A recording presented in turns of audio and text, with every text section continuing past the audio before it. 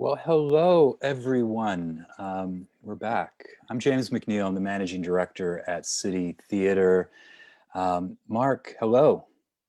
Hey James, great to see you today. And it's interesting times we live in, and It, it's been a year, and we get to recognize that and reflect on that, and bring some guests in to talk to us about their experiences during this time. And I'm excited for the conversation. I'm grateful that people have joined us, and I'm looking forward to it. yeah, same here. And just seeing that opening montage of a year ago, we started our first CT Live, I believe, on April 17th of last year, and just seeing that, and we did it every week through the end of June, I believe, and we're bringing it back. We're not going to do it weekly for the next few months, but we are going to do it once a month, just to sort of be able to check in with folks, share the content, and we'll get to all of that in just a little bit. But I was also a little bit struck by how much shorter my hair was when we started all of this. I was realizing, but hey, Mark, where are you zooming in from today?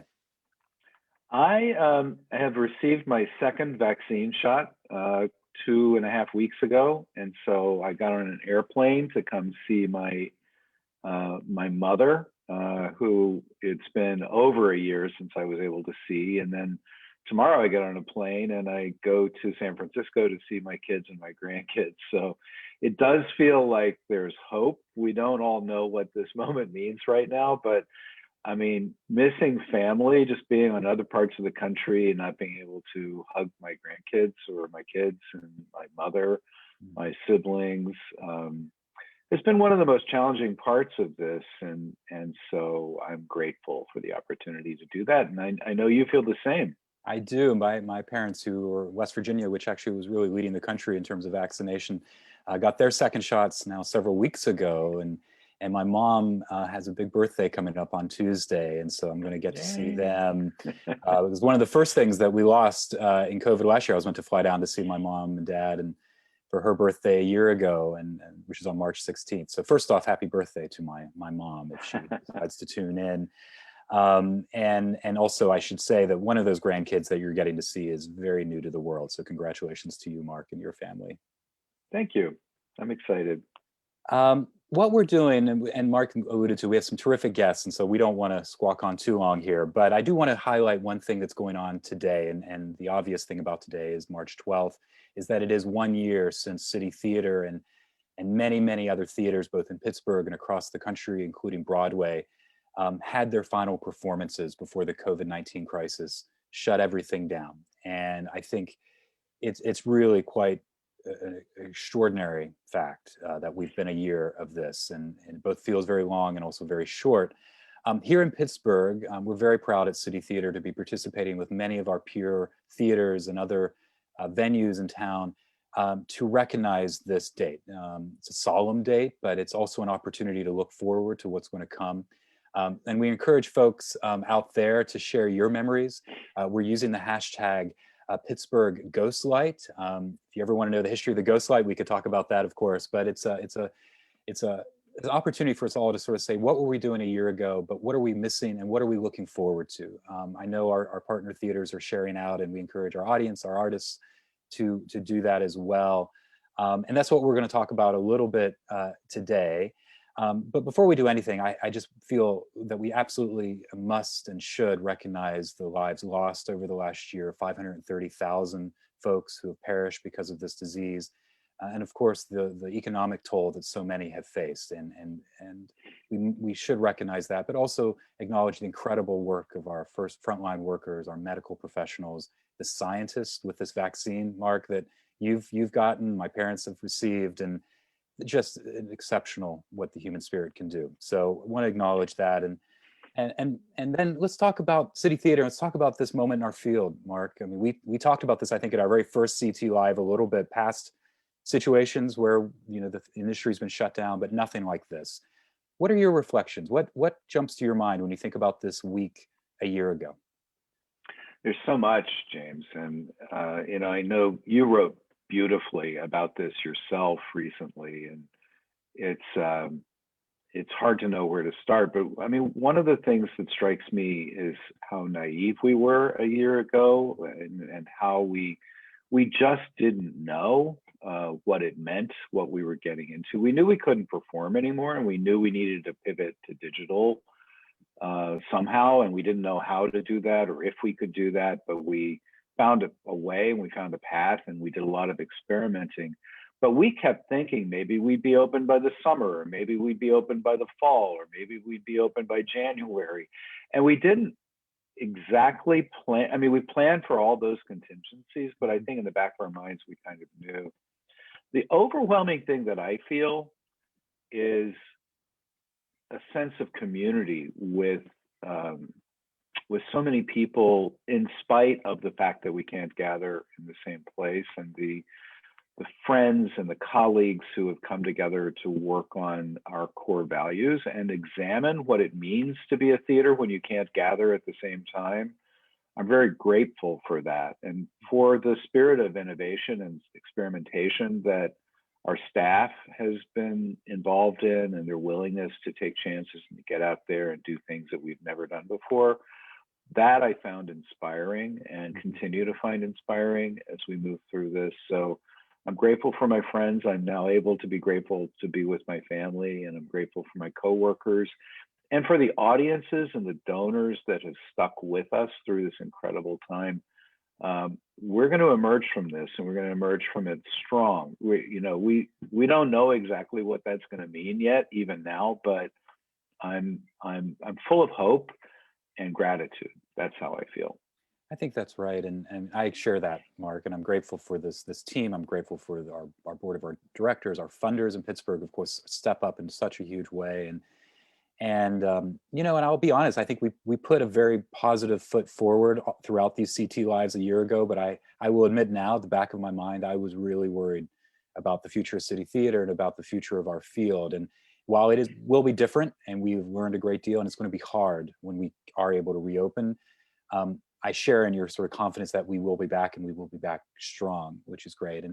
And I won't belabor it, because I started writing a few days ago this essay, which City Theater just shared kindly earlier today, and I'm sure it'll go in the chat. But I started thinking I'll just do a one-page sort of remembrance, and then I started digging through the old emails. I found text messages, Mark, from a year ago this day, where you were in rehearsals for Perk Up, and I was texting you updates that we were talking and what we were hearing from the field. And I think it was around 2:30 when I said Broadway closed, and that was sort of a jarring moment. I remember talking to our colleagues at the Pittsburgh Public Theater, Lou and Mariah, saying, what are you all doing? They had their show in previews that was scheduled to open the next night. And it just happened so quickly that day. And you're right, we were very naive, I think. I mean, we started talking seriously around March 2nd, I think, and it kept building into that day a year ago, where we realized that night was going to be our final performance. And yeah, there was an incredible day. We've spoken about it before, but just worth repeating, that day where we started the day thinking, I think we can get through the end of the run, which was about a week of Cry It Out, which was about a week and a half later. And then it was like, I don't think maybe we can get through the weekend. And then about 3.5 hours later, it was like, maybe Saturday night we close, and then by the end of the day, it was like, this is going to be our last performance. And how do we handle that? The heartbreak of that, the expectations of everyone involved, and not just Cried Out, but Perk Up, which were both in rehearsal and production. Mm-hmm. All of that happened in the span of a day. Yeah. And our realization of what we were facing was in the span of the day, and the decisions that had to be made very quickly about what to do with all of the people and all of the lives in our own community that had been impacted by this was really, really challenging. And as I said, also inspiring in an odd way, but because people handled it well. But yikes, it was hard.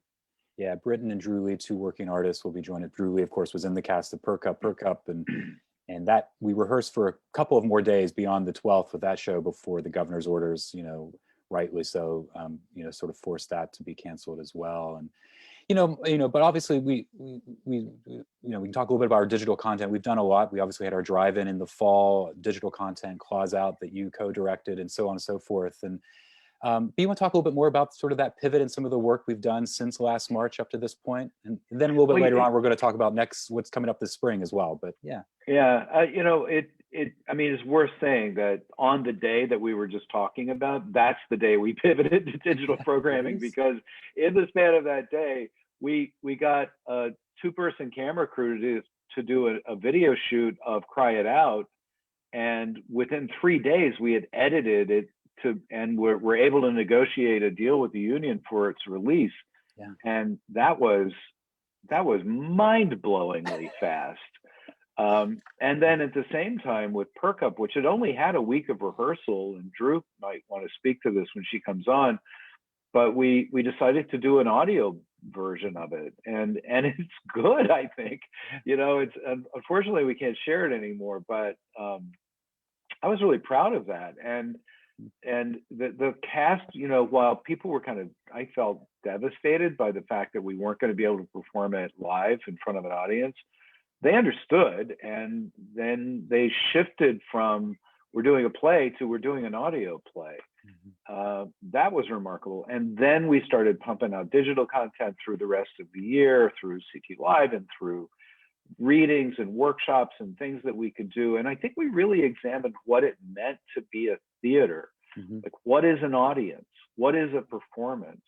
How do we gather when we can't gather in the same space? And we experimented with many different variations. What are the tools we have? What kind of medium are we in?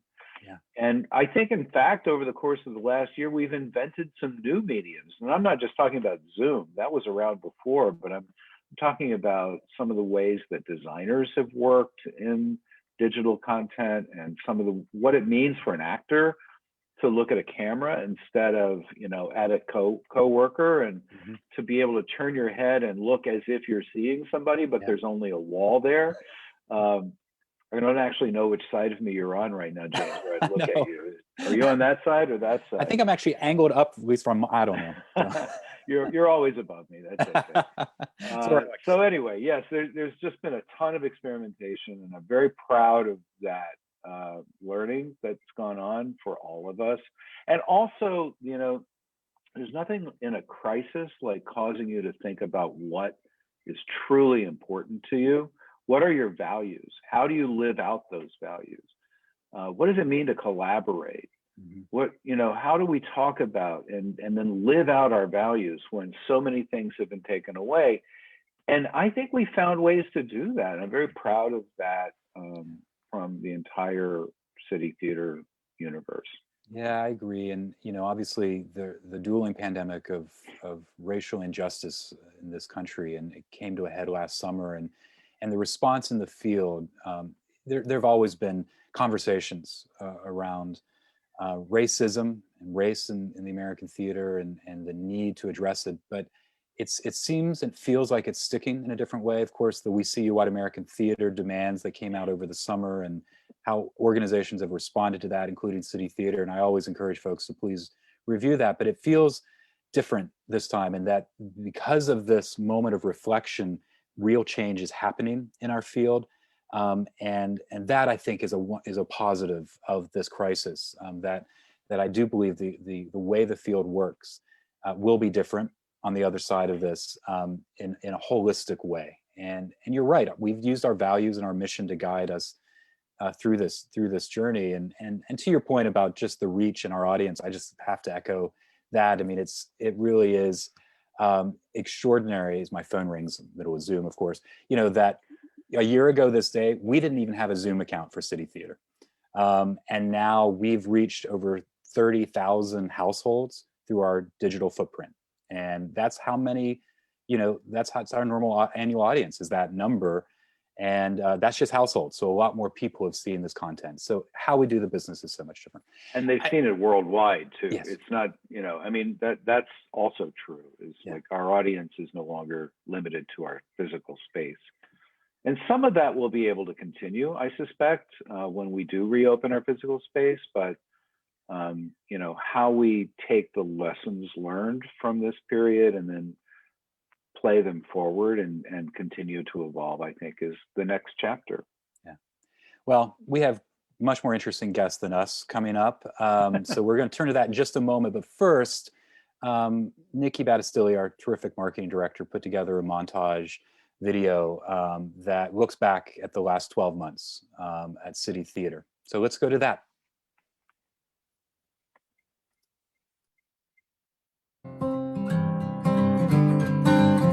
Gather round, children, come here to my side, and sit by the fire where it's warm.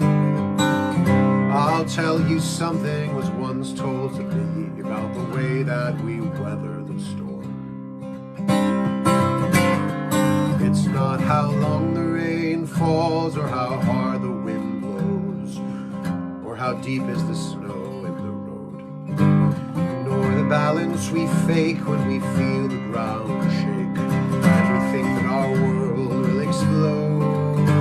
It's the help that we give, it's the love that we live, it's our pride and the friendships we form. It's the courage we show facing things we don't know, it's the way that we weather the storm.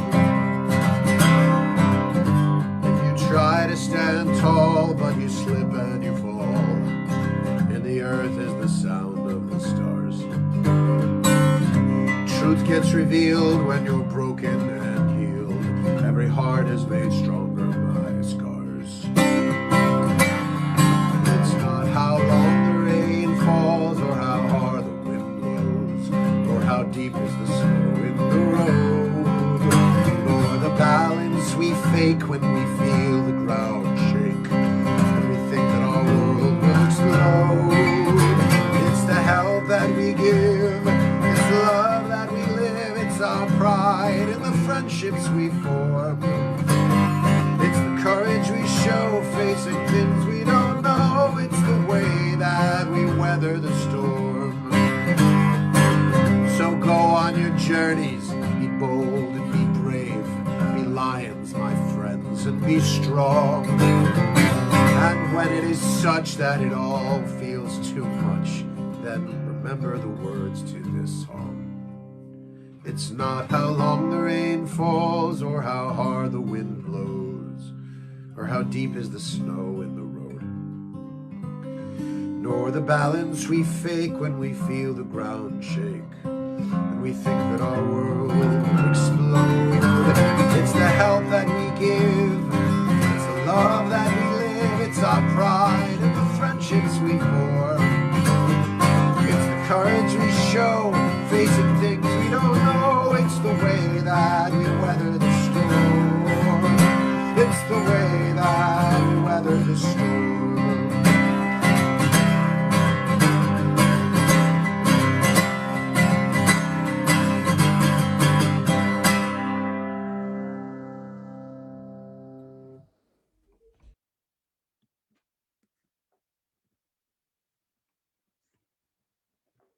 Wow, that was amazing. That was so amazing. I love the line, it's the courage we show facing the things we don't know, which I think really sums up the last year. Hi, everyone. I'm Montez Freeland. I'm the associate producer at City Theater.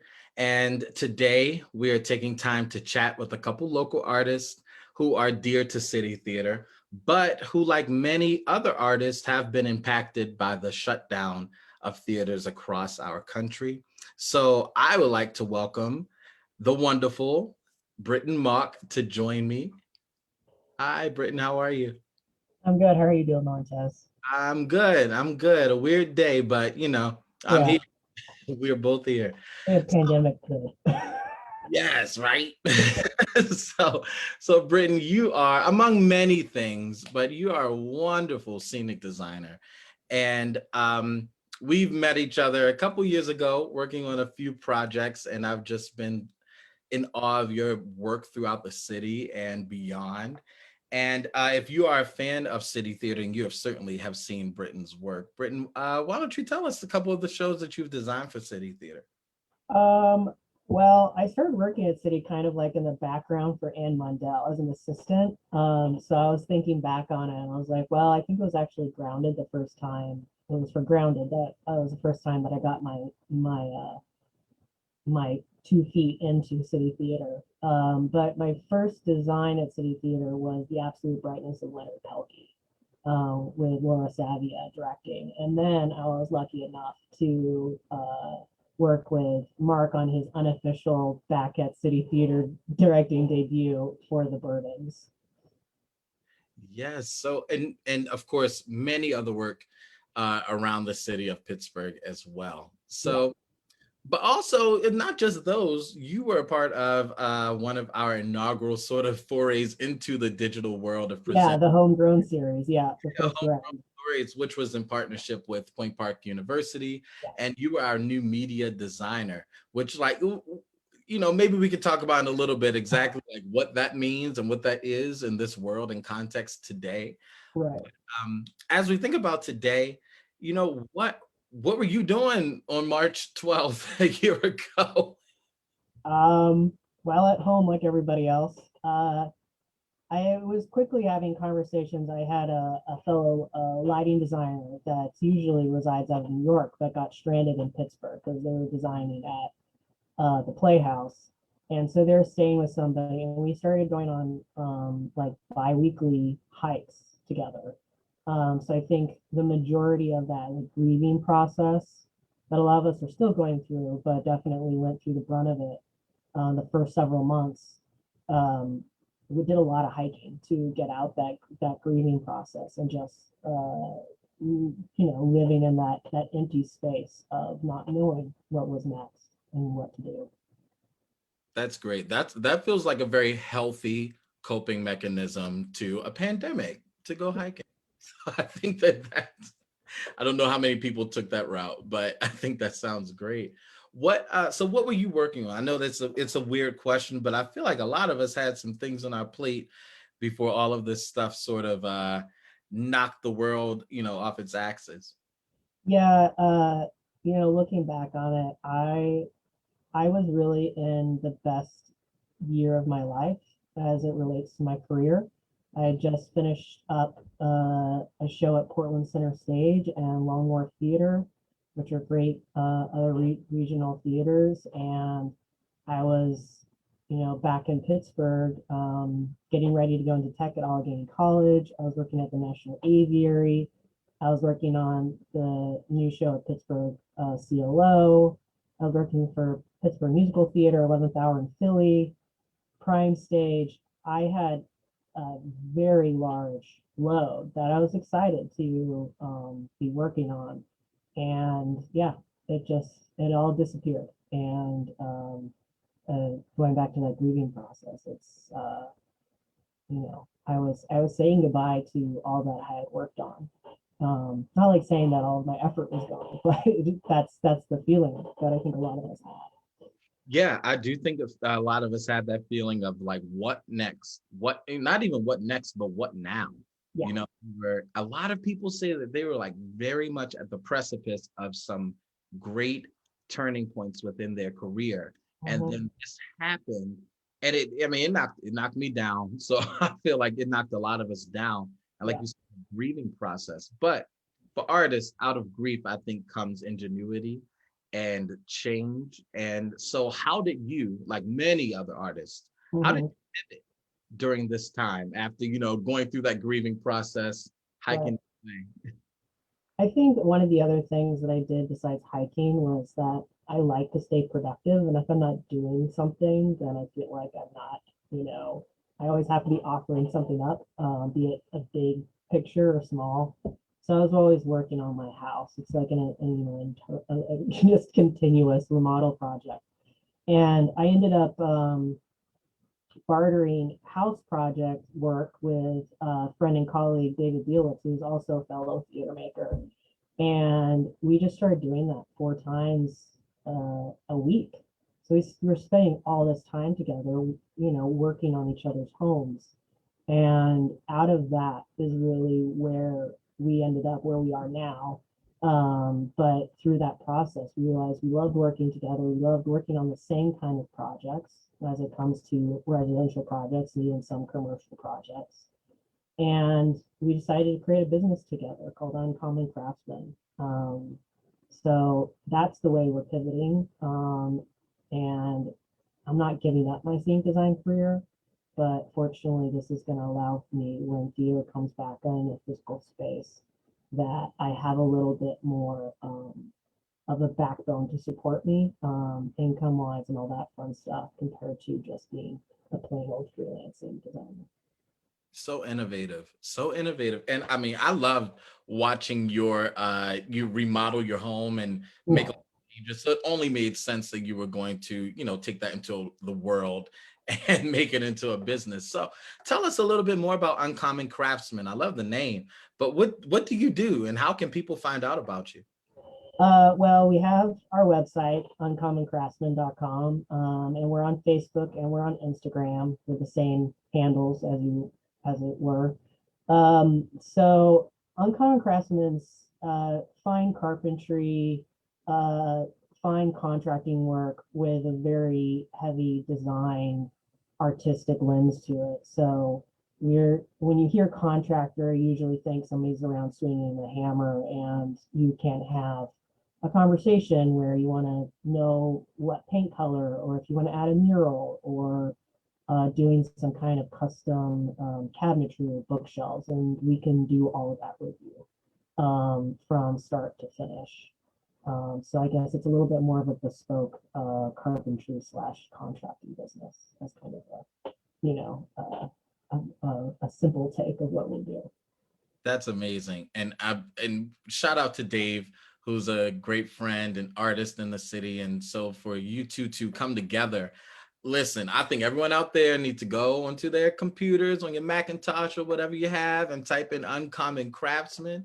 And I think you should get to hiring Britton and Dave, because I'm about to give you a call. So you ready to come over here and do some work, because I need to work in my office. But It would be our pleasure. what did you say?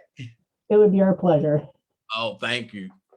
But before we go, I what are you looking forward to? I know you said, you're not necessarily putting set design and scenic design away. So when we come back, what are you looking forward to most when we return to live theater and sitting in a room and watching art together? Oh, I think a good colleague of mine, kind of, it's not like a very deep thing, but I look forward to giving everybody bone crushing hugs, friends and colleagues, with consent, of course. That's at the top of the list. But I don't know. I think it's just quite simply like being in the room together making art. I cannot wait to be able to, sit in a theater. I stepped on the first stage I have in over a year just the other day, just passing through. And it was, dark and empty. And it was sad, happy, surreal, and all of the above. So I just can't wait to plant my feet in a space with other theater makers. Well, you, along with many others, are proof that the artist spirit is not dark and empty, is very much alive and persistent and pushing through. Thank you so much for being so candid and open. I know that this is not easy, to talk about, looking back on, something that is tragic, but being able to see the light in it. I appreciate you pushing through and creating this amazing opportunity for other people to receive some of your artistry within their home. So thank you for being here, Britton. I appreciate you and can't wait to see what you have coming up next. Thank you, Montez. It was a pleasure. Of course, of course. So the party's not going to end just now. We're going to bring on City Theater's Associate Artistic Director, Claire Drobot, along with actor Drew Lee Williams. And I'm going to get out of here. Thanks so much, Montez. That was wonderful, and I can attest to the awesomeness of Uncommon Craftsman, having had a chance to work with David, because I think pandemics mean that we're all figuring out how to create that comfortable home life that makes you spending 24 hours in a dwelling livable. So as Montez mentioned, I'm so excited to bring on the wonderful Drew Lee Williams. She's a fantastic actress, singer, and just all around amazing human being. So Drew, come on out. Hello. Hello. Thank you so much for joining us today. Thank you for having me. It's just a pleasure. You've been on stage at City and the Revolutionist and Perk Up, Perk Up, as Mark mentioned earlier. So we'll have a chance to just talk about all of that, as well as some of the developmental work that we've done, both The Wake by Tammy Ryan, which was part of our Momentum Reading Festival, as well as some in-house development that we've been doing via Zoom. So welcome, Drew. How are you doing today? Thanks, I'm good. It's a beautiful day. So I've already been outside a couple of times and looking forward to hopefully catching some more sun before the end of the day. I agree. You see the sunlight like streaming in for both of our spaces, and it's like maybe we should do CT Live outside to next time. So I think it's so interesting. You were actually, I feel like, had touch points with both where we are right now and also the start of all of this. We were saying as we were getting ready for today that kind of week in March of like the 12th to the 17th is a blur. So I'm wondering if you can talk a little bit about your experience being in Perk Up, Perk Up by Isaac Gomez, which is one of the shows that was very deeply affected by the pandemic. We had to stop after our first week of rehearsal. So can you just talk a little bit about what that's like to be at the start of this wonderful creative process and to have had it cut short? Yeah, Mark touched on a lot of good points of it as well. I think there's so much unknown, and that's where a lot of the fear comes from, and being naive of thinking, maybe we can get through this. I feel things very, very deeply. So that entire week was empathetically very overwhelming. And just not knowing if we were going to have the chance to tell the much needed story that Isaac has created for us. It was really, really tough. And I really didn't know how long it would take to get over it. I really don't think I don't think I am over it. But it was just a scary time. And you're more than focused on the production itself. You're worried about your my family lives 4 hours away, and I was worried about my family. My brother lives in Massachusetts, and wondering when you're going to be able to see people again and hug them again. And there were just so many factors that were happening in our brains that it does seem ages ago, but I can also feel exactly what was, that just fear of the unknown was happening. And I still remember what that feels like. So, yeah, it was an odd time, Claire. I feel exactly the same, that it's almost indescribable. And I think maybe as you mentioned, Perk Up, Perk Up is a play that's directly tackling race and racism in this country. It's looking at white fragility, at how individual acts of racism affect our lives. And it's in some ways is so prescient for the much needed call for racial justice in this country. So I think it's also a show that felt incredibly important to be working on, and then to sort of have to pivot in the middle of it, as Mark and James were mentioning, we went from creating a stage production to an audio play. And I'm wondering, first of all, if you can talk about, is that a satisfying process to do that pivot? And then also, what's it like creating a character that you're ready to perform physically and then suddenly it's only vocally? Yeah, well, to say that I don't feel my vocal performance was affected by the pivot, it would be a complete lie. We all were still carrying so much of the shock and the sadness and heartbreak of having to pivot like that. But I will say, it's interesting. It's what was nice was we still, although we were beautifully distanced and the setup was so safe, it was still nice to be able to look at each other in the eyes and to feel a palpable energy, which in the digital world, you're not really getting. So that was lovely because, since then now I've done some digital things, and what I miss the most is that tangible energy and just the kind of sparks in the air that happen when you're telling really wonderful stories. So it was weird, but at the same time it was also kind of a preparation of this is where we're headed now, temporarily or you know, but this is where we're headed, and here's a great introduction to it. So, and it was so intimate in a, you know, I remember feeling so many new things bubbling up during that audio recording that, you know, I know probably might not have ever happened in the physical world. So, yeah, it was sad and bittersweet, but at the same time, it was kind of a learning moment to move forward. If that makes any sense. No, it makes perfect sense, and I think you're also capturing just how emotional a day that was. We were talking before about like looking at pictures on our phone. We have pictures from that audio recording day, kind of knowing that this might be a while before we're back in a theater again. I don't think we knew how long, but it was. I remember, you know, we we're kind of all going around in a circle and like definitely choking up. And you can hear that in those performances, and I think the audio play is so powerful, and just as a way to get to share Isaac's words and the work of you and your incredible castmates on Perk Up. You know, so then I'm curious, as we move forward into the year, you know, what is that like of going from rehearsal into this kind of vast unknown? How, you know, it's a big question, but how, you know, how have you been able to take your art through this year of distancing? Yeah, there were so many of my peers and colleagues that when the shutdown happened, they immediately jumped to wanting to create and wanting to fill that part of their heart. And I kind of was the exact opposite.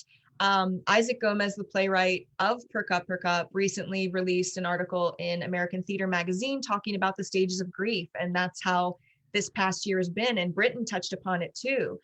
When everything first happened, I had lined up one of the best years of my career with Perk Up and with 3 musicals and my first month national tour.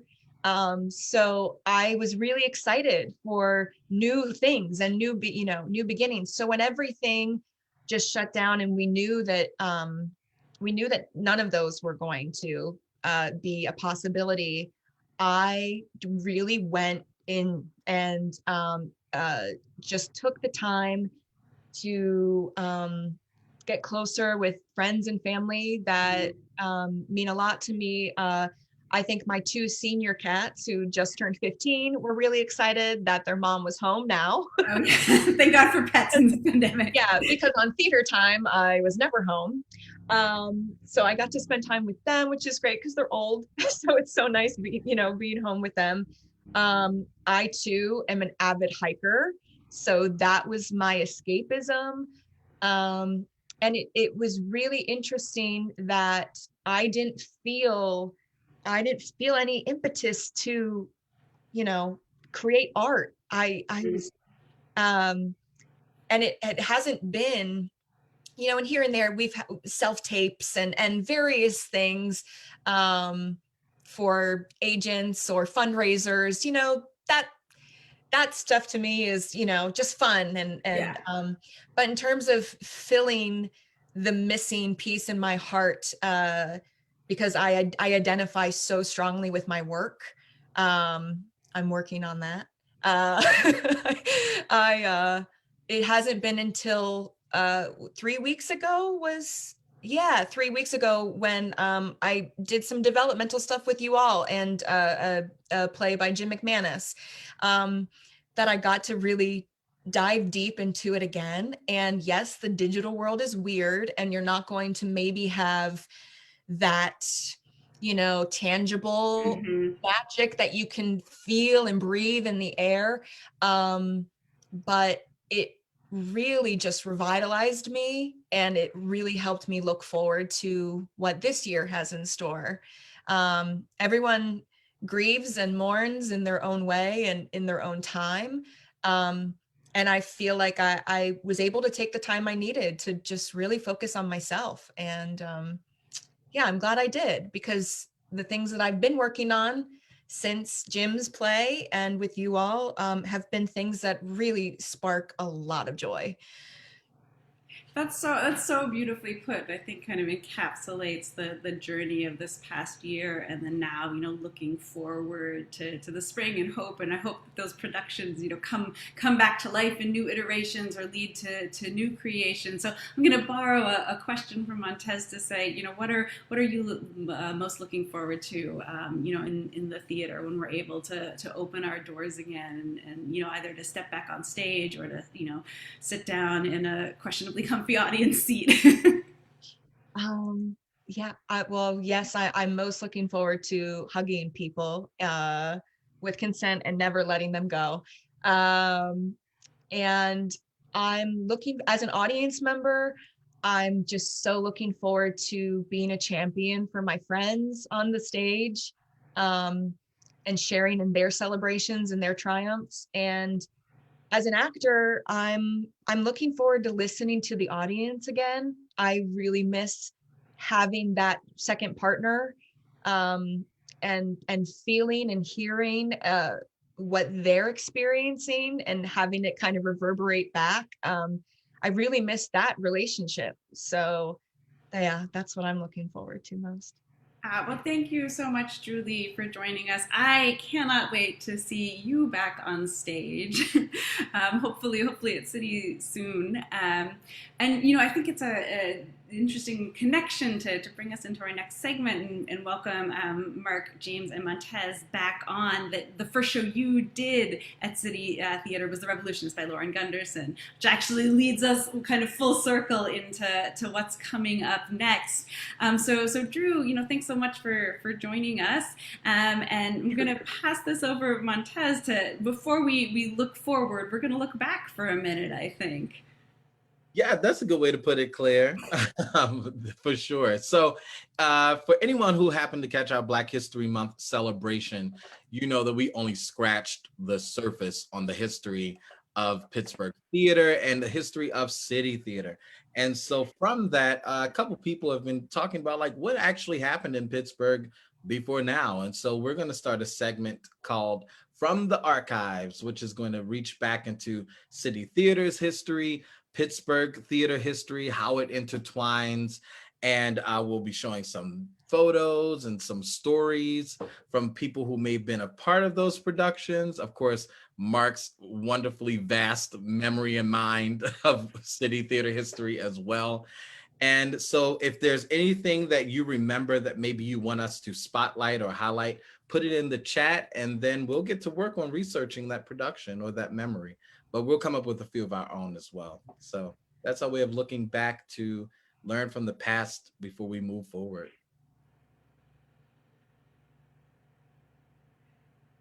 And I should pass it off. So now, thinking about the future, we're going to have Claire and Mark. Could you tell us what is coming up for City Theater? So many would like to know. Inquiring minds. Mark, do you want to start? Go ahead, Claire. Dive in. So as we mentioned Lauren Gunderson, so the first thing that we're going to do, we're doing an all digital spring at City Theater. So we have new work that we're creating, but we're also really excited to be able to share national work from our colleagues around the country, because it's one of the bright sides of our digital theater life is that suddenly it's not this fleeting moment that happens on a stage in San Francisco or in Baltimore or all across the country. It's something we're able to share. So first up, we'll be streaming The Catastrophist by Lauren Gunderson. Lauren, playwright of The Revolutionist, an amazing writer, and this is so brilliantly topical of a piece. It's a one-man show that follows Nathan Wolf, who's a virologist, who also happens to be Lauren's husband, and it's really a look at his career and the science of epidemiology. It's so insightful. It kind of cracks your mind open about what we're experiencing and also his journey, kind of the personal connection to it. So really excited. That's from our colleagues at Marin Theater and Roundhouse, so a co-pro theaters that we love, and so we're excited to bring that to audiences. And then speaking of kind of some of the archives connecting to now, Mark, I'll toss it to you to talk about what's after The Catastrophist. In the 90s, City Theater had a deep relationship with Anne Bogart and the artists of the City Company. the Saratoga International Theater Festival or Institute.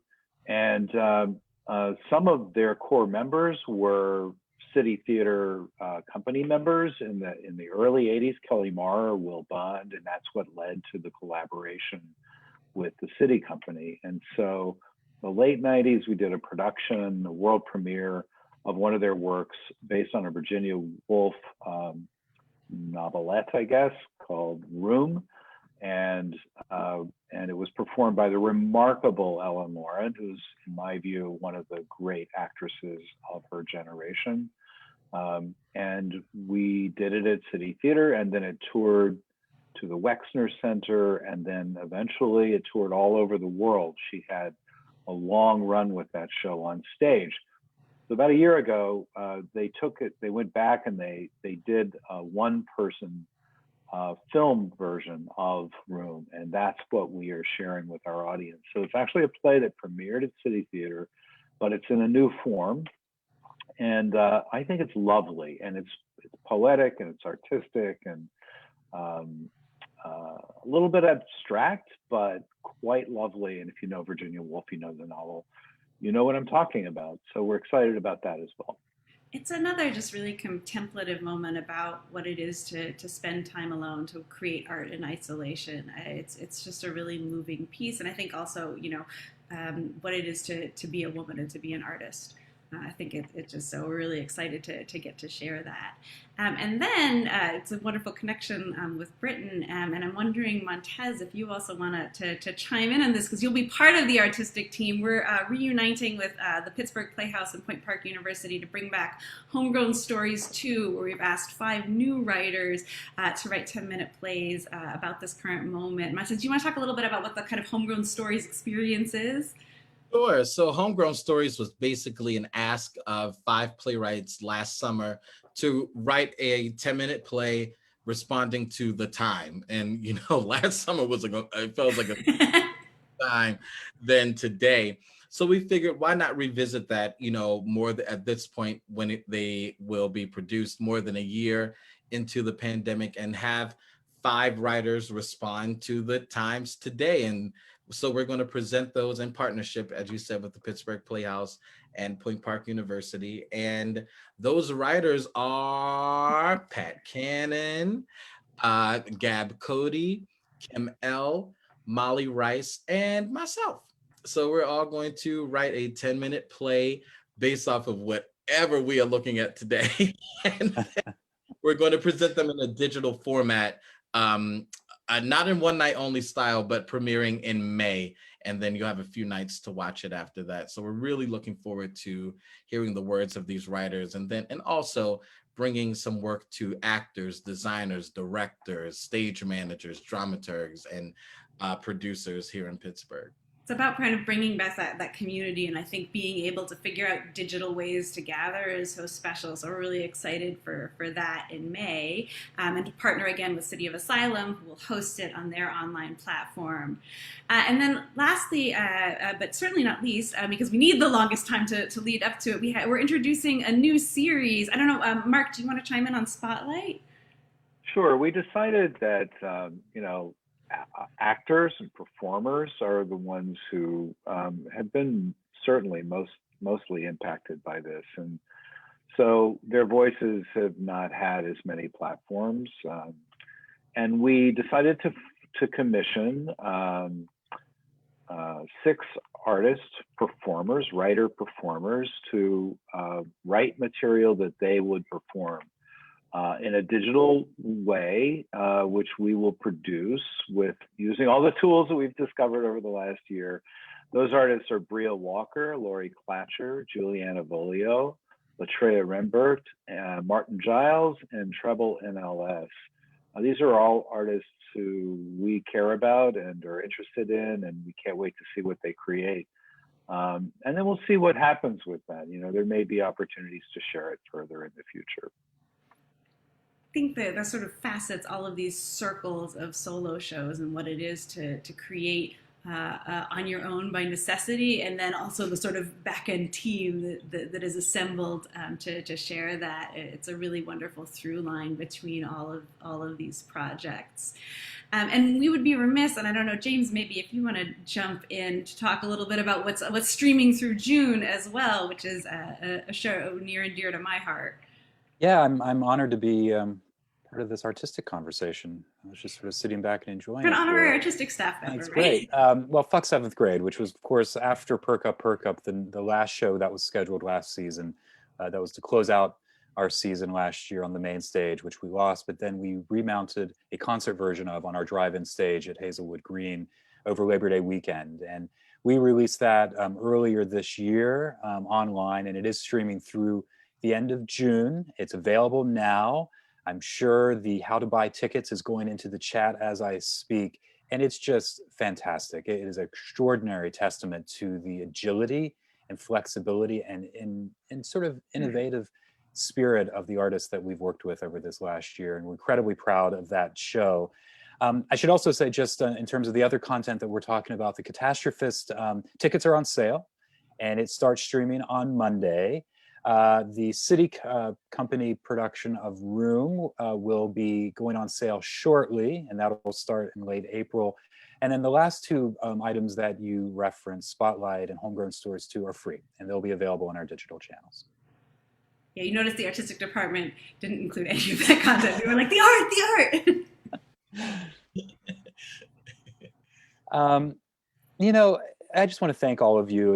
And to reiterate what Mark said earlier, the City Theater staff over this last year, those that are working currently and those that unfortunately are still under furlough, have just been phenomenal human beings, phenomenal colleagues over this last year. And the impact on the individual in the arts sector has been, it's been devastating. You know, the percentages of artists that are out of work, of staffers across theaters in this country out of work is staggering. There has been some help that's been coming, and we're grateful to that. I encourage folks to continue to put pressure on our representatives at state level and the federal level to ensure that the help that we need so that our industry and the artists get through it. We need to keep that pressure up. And we need to make sure that there is a cultural sector on the other side of this. And I think, and I'm not sure if we had anything else on the agenda, so somebody jump in if we did. I just wanted to sort of close with a couple of things. As I mentioned at the top, we are going to be checking in every month, the second Friday of the month with CT Live. Our next one will be on April 9th, coming up at 1 p.m. So we can sort of augment all of the digital content that we'll be rolling out during that span, of course. And I should also say, because I'm sure folks are wondering, what is coming next beyond the spring season? And the answer is we don't know yet, but we are working on it. And our commitment to everyone, the artists, our staff, the audience, is that when we know what we're able to do in terms of programming back indoors or in front of an audience or whatever shape and form that takes, we will make sure we communicate and we will be transparent about that. Tentatively, we hope that we will be able to make a season announcement for our 47th season, you know, by late spring, and go from there. But right now, we're not allowed to open. Right now, it's not safe for us to reopen indoors, and we're going to be very mindful of it's not only what's allowed, but what is the right thing to do. And so that's where we are. But we are doing that work. I can guarantee you, it's happening in the background, and will continue.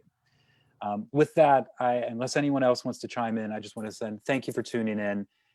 Remember this day from a year ago, hashtag Pittsburgh Ghostlight. Please share your memories. And if you have any questions or anything, reach out at any time. Thank you. Thank you.